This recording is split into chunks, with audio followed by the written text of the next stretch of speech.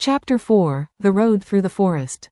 After a few hours the road began to be rough, and the walking grew so difficult that the scarecrow often stumbled over the yellow bricks, which were here very uneven.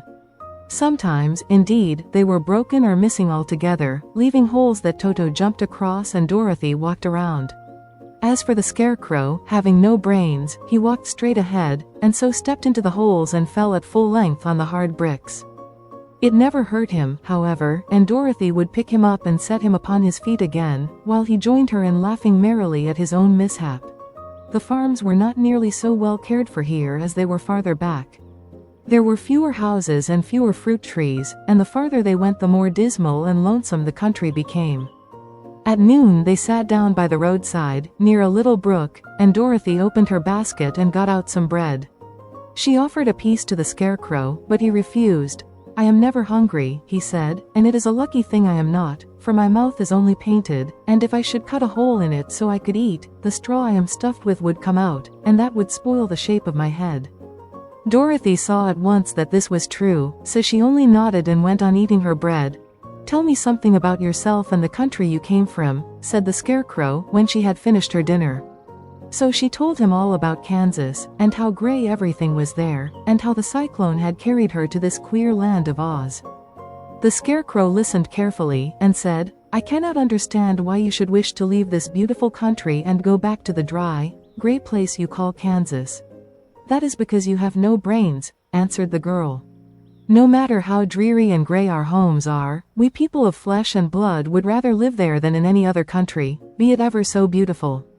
There is no place like home." The scarecrow sighed. "Of course I cannot understand it," he said. "If your heads were stuffed with straw, like mine, you would probably all live in the beautiful places, and then Kansas would have no people at all. It is fortunate for Kansas that you have brains. Won't you tell me a story, while we are resting?"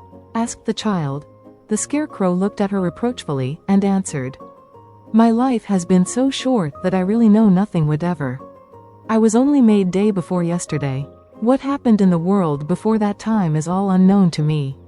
Luckily, when the farmer made my head, one of the first things he did was to paint my ears, so that I heard what was going on. There was another munchkin with him, and the first thing I heard was the farmer saying, 'How do you like those ears?' 'They aren't straight,' answered the other. 'Never mind,' said the farmer. 'They are ears just the same,' which was true enough. 'Now I'll make the eyes,' said the farmer. So he painted my right eye, and as soon as it was finished I found myself looking at him and at everything around me with a great deal of curiosity, for this was my first glimpse of the world." "That's a rather pretty eye," remarked the munchkin who was watching the farmer. "Blue paint is just the color for eyes. I think I'll make the other a little bigger," said the farmer.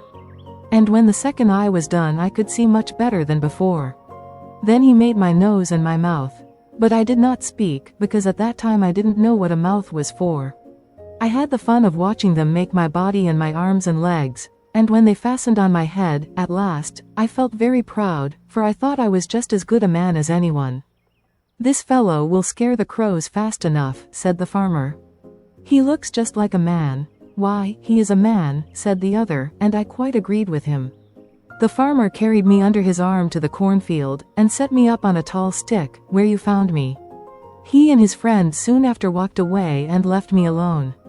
I did not like to be deserted this way, so I tried to walk after them. But my feet would not touch the ground, and I was forced to stay on that pole. It was a lonely life to lead, for I had nothing to think of, having been made such a little while before. Many crows and other birds flew into the cornfield, but as soon as they saw me they flew away again, thinking I was a munchkin. And this pleased me and made me feel that I was quite an important person. By and by an old crow flew near me, and after looking at me carefully he perched upon my shoulder and said, "I wonder if that farmer thought to fool me in this clumsy manner. Any crow of sense could see that you are only stuffed with straw." Then he hopped down at my feet and ate all the corn he wanted. The other birds, seeing he was not harmed by me, came to eat the corn too, so in a short time there was a great flock of them about me. I felt sad at this, for it showed I was not such a good scarecrow after all. But the old crow comforted me, saying, "If you only had brains in your head you would be as good a man as any of them, and a better man than some of them." Brains are the only things worth having in this world, no matter whether one is a crow or a man. After the crows had gone, I thought this over, and decided I would try hard to get some brains. By good luck you came along and pulled me off the stake, and from what you say I am sure the Great Oz will give me brains as soon as we get to the Emerald City. I hope so, said Dorothy earnestly, since you seem anxious to have them. Oh, yes, I am anxious, returned the Scarecrow. It is such an uncomfortable feeling to know one is a fool. Well, said the girl, let us go. And she handed the basket to the Scarecrow. There were no fences at all by the roadside now, and the land was rough and untilled. Toward evening they came to a great forest, where the trees grew so big and close together that their branches met over the road of yellow brick. It was almost dark under the trees, for the branches shut out the daylight, but the travelers did not stop, and went on into the forest. If this road goes in, it must come out, said the Scarecrow, and as the Emerald City is at the other end of the road, we must go wherever it leads us. Anyone would know that, said Dorothy. Certainly, that is why I know it, returned the Scarecrow. If it required brains to figure it out, I never should have said it. After an hour or so the light faded away, and they found themselves stumbling along in the darkness. Dorothy could not see at all, but Toto could, for some dogs see very well in the dark, and the Scarecrow declared he could see as well as by day. So she took hold of his arm and managed to get along fairly well. If you see any house, or any place where we can pass the night, she said, you must tell me, for it is very uncomfortable walking in the dark. Soon after the Scarecrow stopped. I see a little cottage at the right of us, he said, built of logs and branches. Shall we go there? Yes, indeed, answered the child. I am all tired out. So the Scarecrow led her through the trees until they reached the cottage, and Dorothy entered and found a bed of dried leaves in one corner.